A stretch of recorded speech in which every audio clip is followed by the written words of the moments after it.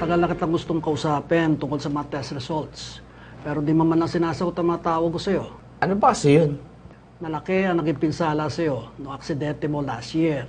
Nagkaroon ng defect ang mga tubules na nagtatransport sa sperm mo. Wala ka nang kakayan magkaanak. Hindi totoo yan, Insan. May anak na ako eh. Pero are you sure na anak mo yung bata?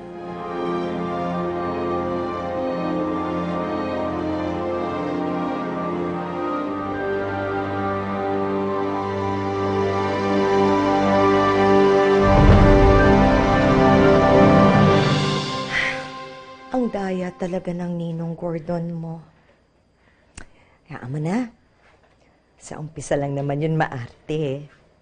Kasi, pag nagkita na kami noon, naku, tiyak, bibigay yun sa akin. Hindi ako nun matitiis. Lalo na pag nakita ka niya. Kasi ang ganda-ganda mo, anak. Mukha kang anghel. Ang ganda-ganda ng baby ko. Sinungaling ka! Bakit? Di ako ang ama ng batang yan! Robert, ano pinagsasasabi mo? Sabi sa akin ng pinsang konduktor na kahit kailan, hindi na ako magkakaanak. Kaya hindi akin yan. Sino ang ama ng batang yan, Julia? Robert! Huwag ka nga magsalita ng ganyan. Sa'yo tong batang ito.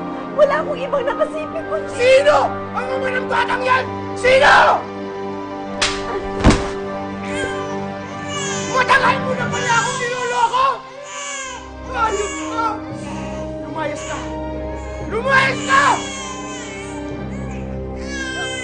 Ano ginagawa mo, Robert? Robert! Robert, maawa ka sa bata. Huwag mo siyang nasaktan. Huwag mo sasaktan yung anak. Maawa ako sa hindi ko anak!